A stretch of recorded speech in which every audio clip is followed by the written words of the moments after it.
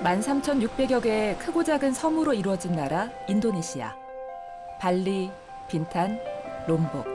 이름만 들어도 설레는 아름다운 섬들이 전 세계 관광객의 사랑을 받고 있습니다.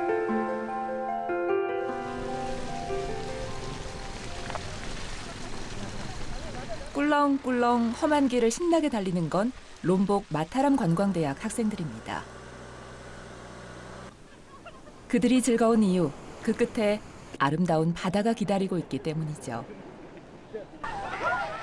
젊음의 환호성이 가득한 바다, 바다, 바다. Untuk wisatawan dari Korea maupun negara yang lain bisa menuju ke Pantai Tuna karena di sini tuh pemandangannya bagus banget. Jadi saya berharap ke depannya, walaupun beberapa tahun ke depan, saya berharap teman-teman di Korea dapat hadir menikmati indahnya panorama yang ada di Indonesia, terutama di Lombok. 가이드와 함께 해안과 그 주변을 둘러보는 학생들. 관광학을 배우는 학생들답게 눈이 반짝 궁금한 게 많습니다. tempat bermalam, jadi misalnya tendanya kurang nih. Ada nggak atraksi untuk apa namanya? Snorkeling, diving? Snorkeling kita nggak rekomen snorkeling di sini. Satu karena yang pantai kita pasang surut. 그런데 사실 오늘 이들이 방문한 진짜 이유는 바다가 아니라 어떤 산에 가기 위해서입니다. 바로 롬복섬 뚜낙산에 운영 중인 뚜낙 생태관광센터가 목적지죠. 그곳에서 이야기를 시작해 보겠습니다.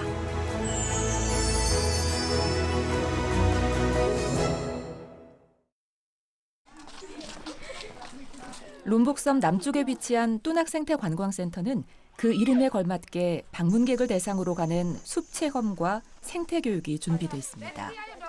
직접 먹이를 줄 수 있는 사슴 체험장도 있고 나비 생태 학습장도 인기가 많습니다. 또 거북이를 키워 방사가는 등 다양한 생태 활동이 이루어집니다. Makan Besti, makan yang banyak ya.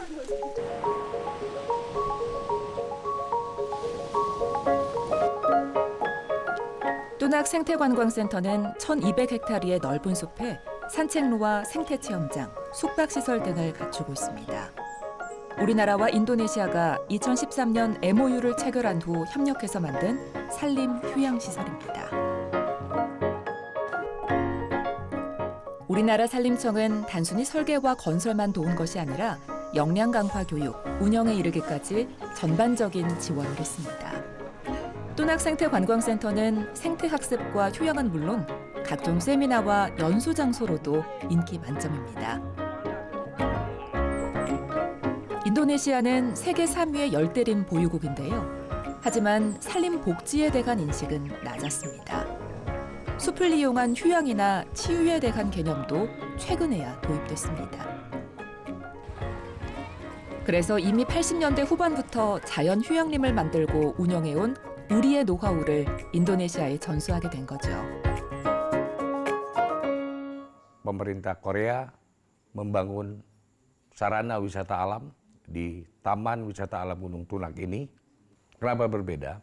Karena mungkin kebanyakan para tamu atau masyarakat sudah bosan tuh dengan kehidupan dunia perkotaan ya, dengan berlibur di mall dan lain sebagainya. 뚜낙 생태관광센터에서 또 한 가지 주목할 것은 이곳에서 일하는 직원들이 모두 가까운 마을의 주민들이라는 겁니다. Salam konservasi.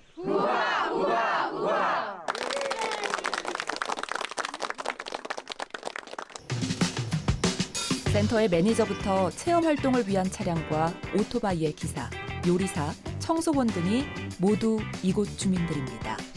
마을 숲을 지키면서 일자리도 얻은 셈입니다. 객실 담당 랄루 함단 씨도 음식을 준비하는 누르 히다야티 씨도 이곳에서 일한 지 2, 3년씩 됐다네요. Senang karena banyak teman bisa menguasai berbagai macam menu yang belum kita pelajari. Ada bumbu rajang, gurita, kari prawn, kari crab, banyak Pak.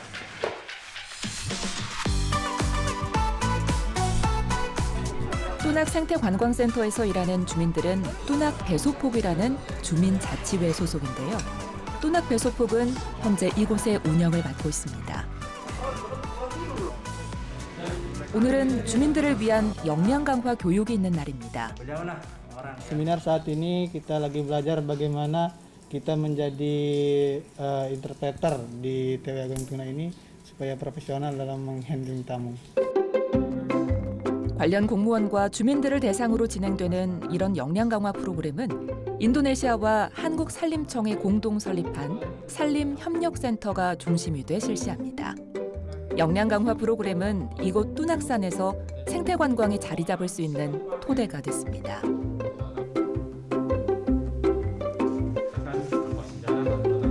특히 주민 참여형 사업으로 지역 경제에도 보탬이 되기 때문에 반응이 좋습니다. 이런 양국의 협력은 산림 휴양뿐 아니라 산림 복원과 산불 대책 등 다양한 분야에서 폭넓게 진행되고 있습니다. Saya berharap tentunya kerjasama antara pemerintah Indonesia dengan Korea, terutama kami yang ada di TWA Gunung Tunak ini dengan KPSC masih terus dapat berjalan karena banyak hal yang memang harus kita bangun bersama. 사슴에게 먹이를 준 학생들이 마당 한쪽에 나무를 심습니다. 이 나무는 앞으로 뚜낙 생태관광센터에서 자라게 되는데요.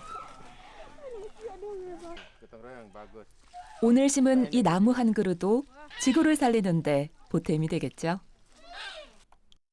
Siapapun yang berkunjung ke Tunak besok, dia dapat rindangnya. Nanti kalian bilang itu pohon saya yang tanam. Pelan-pelan. 지금은 이렇게 우리의 산림 경영 노하우를 해외에 전수해주고 있지만 그리 오래되지 않은 과거, 우리에게도 슬픈 역사가 있습니다. 소나무 약 2만 7천여 본이 우거진 남산의 소나무림. 겨울에도 푸르름을 뽐내며 아무리 척박한 환경에서도 꿋꿋이 자라나는 소나무는 역경과 고난에 굴하지 않는 우리 민족의 기상을 떠올리게 합니다. 그래서 소나무는 한국인이 가장 사랑하는 나무로 꼽히곤 하죠. 조선 건국 때부터 태조가 남산을 한양의 4대 산으로 정해 국가 차원에서 관리했다고 하는데요.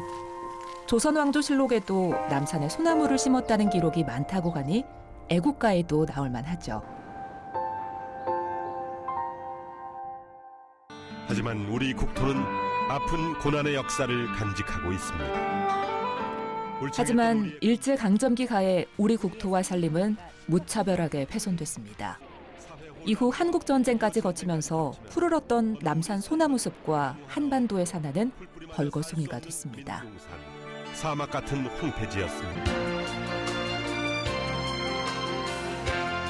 1967년 산림청의 발족과 함께 국가 차원에서 조림 계획이 수립됐고 푸른 강산을 되살리려는 노력이 범국민적으로 일어났습니다. 삶의 터전을 잃어버려야 했던 민족. 우리에게 푸른 산은 민족의 회복을 의미했습니다. 나무 심기 운동은 곧 우리의 자산을 되찾겠다는 의지였습니다. 그리고 불과 한 세대 만에 우리는 다시 푸르고 아름다운 숲을 가지게 됐습니다.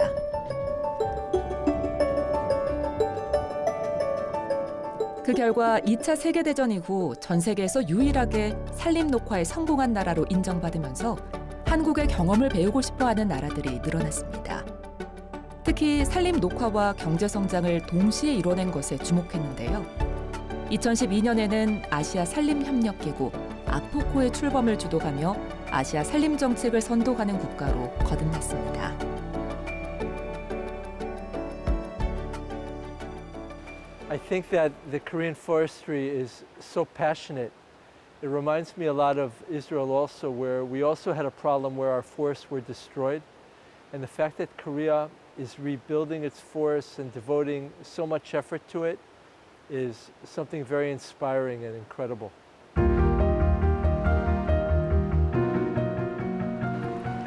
국가 경제가 살아나고 생활 수준이 높아지면서 숲은 휴양지로 각광받기 시작합니다.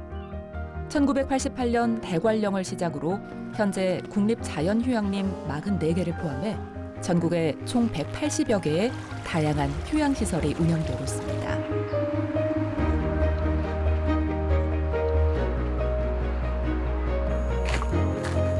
무더위를 피하고 휴가를 즐기고 각종 액티비티와 체험이 가득한 공간. 언제든 누구든 휴식을 취하고 여가를 보낼 수 있습니다. 숲이 가까이 있기 때문입니다. 우리나라는 숲과 함께 자라고 숲에서 배우고 놀고 일도 가는 생애 주기별 산림복지를 추구합니다. 숲에서 정신적, 육체적인 건강도 챙깁니다. 더 나아가 산림으로 환경 문제 해법을 찾기도 합니다.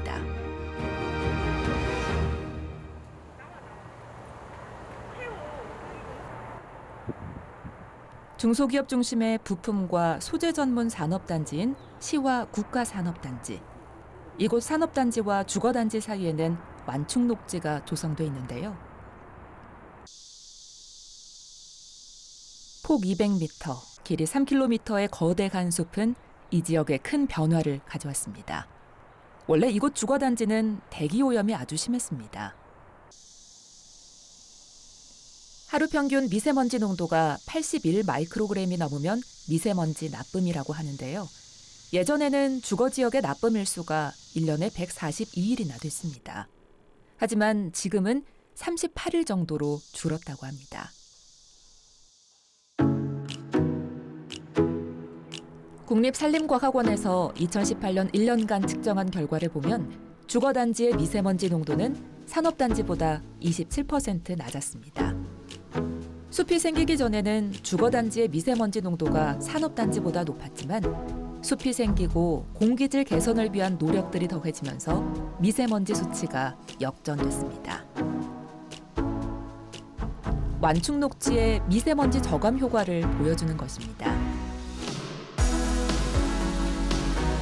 이렇게 완충녹지가 미세먼지를 낮춰줄 수 있는 것은 숲을 이용해 바람기를 바꿀 수 있기 때문이라고 합니다.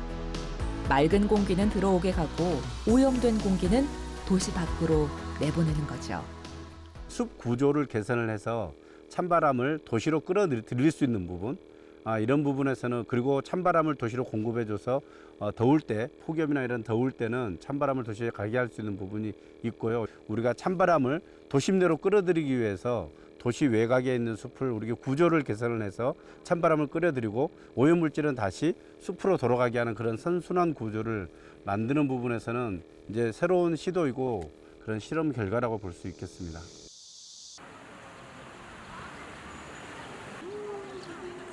도심 가까이 100만 평이 넘게 우거진 숲, 철 따라 아름다운 꽃길이 펼쳐지는 울산 대공원. 울산을 대표하는 휴식 공간 중에 하나로 사랑받는 곳입니다. 지금의 모습을 보면 상상하기 어렵지만 과거 울산은 공해도시라는 악명을 가지고 있었습니다. 울산의 태화강도 90년대 말까지 죽음의 강으로 불렸죠.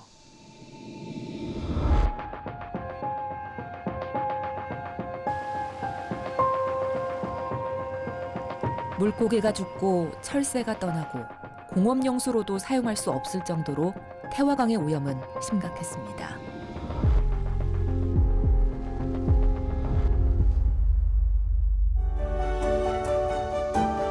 아주 오랜 노력 끝에 되찾은 강에는 은어와 연어가 돌아왔습니다.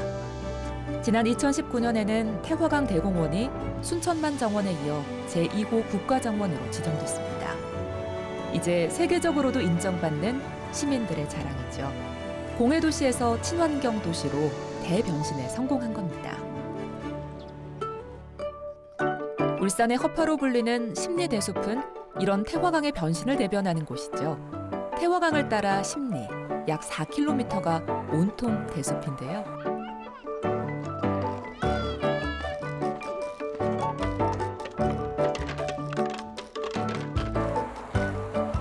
사철 푸른 거대한 대나무 숲은 고려시대의 기록에도 등장하는데요. 강과 숲이 살아난 후에는 해마다 10만 마리가 넘는 까마귀가 찾아오는 생태 관광지가 됐습니다. 까마귀뿐 아니라 백로와 외가리, 청둥오리 등 천연기념물을 포함한 여러 새와 동물들의 서식지기도 하죠.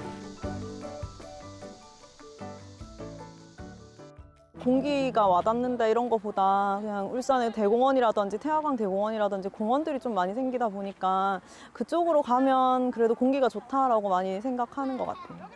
진짜 공업도시다, 탁하다, 그리고 이거 무슨 냄새지?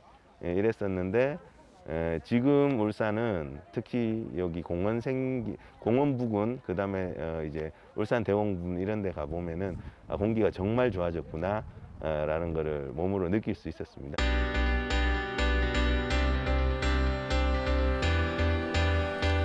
울산이 도시 성장의 기반을 산림으로 전환한 효과는 수치로도 명확하게 드러납니다. 전국적으로 미세먼지 문제가 심각해지고 있을 때도 울산의 미세먼지 농도는 계속 줄어들었다는데요. 1995년도만 해도 69 마이크로그램이었던 미세먼지 농도는 꾸준히 감소해서 2020년의 경우 미세먼지는 30 마이크로그램, 초미세먼지는 17 마이크로그램으로 공기질이 확실히 좋아졌다는 것을 알 수 있습니다. 도시숲은 공기를 맑게 해줄 뿐 아니라 열섬 현상을 완화하고 빌딩 숲에 지친 도시인의 마음을 어루만져줍니다. 한 자락 나무 그늘이 온전한 휴식처가 되기도 하는 것입니다. 그래서 전국의 많은 도시들이 산림을 가꾸고 친환경 녹색 도시로의 변화를 모색하고 있습니다.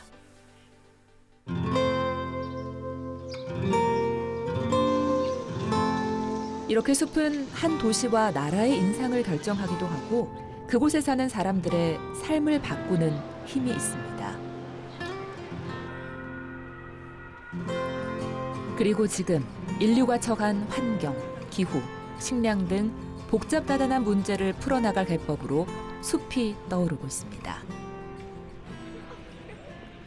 이탈리아 로마에 위치한 UN 식량농업기구 FAO는 식량 문제 외에도 농림수산에 관한 문제를 모두 다룹니다. FAO 산림부는 전 세계 82개국에서 230개 이상의 프로젝트를 진행하는데요. 세계 산림총회도 그중 하나입니다. Hi, nice to meet you. Nice to meet you. Welcome to FAO. Welcome. Thank you very much. 세계 산림총회는 국제 산림 행사 중 가장 규모가 큽니다. 그래서 6년마다 개최되는 산림 올림픽으로 통합니다. 제15회 세계 산림총회는 대한민국에서 열립니다. We will be dealing with the role of forest products in sustainable development, and we will be dealing with the cross-sectoral and cross-country dimensions of forestry, because several of these problems are not respecting national boundaries. They are universal, they are global, and their solution requires collaboration across borders and sectoral boundaries.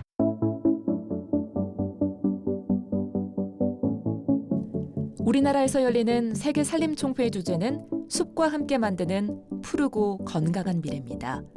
숲을 통해 지속 가능하고 건강한 인류의 미래를 만들어 나가기 위한 중요한 과제들이 6가지 세부 주제로 다뤄집니다.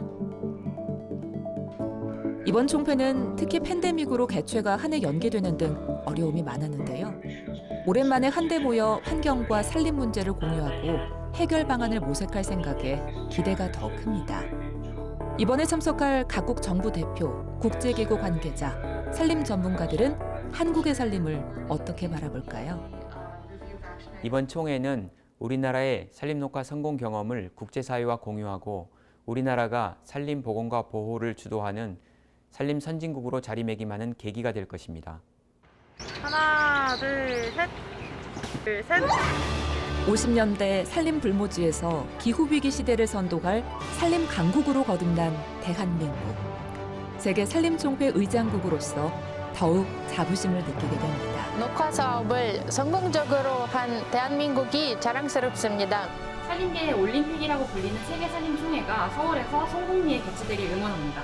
세계 산림총회 파이팅! 세계 산림총회 미스 코리아!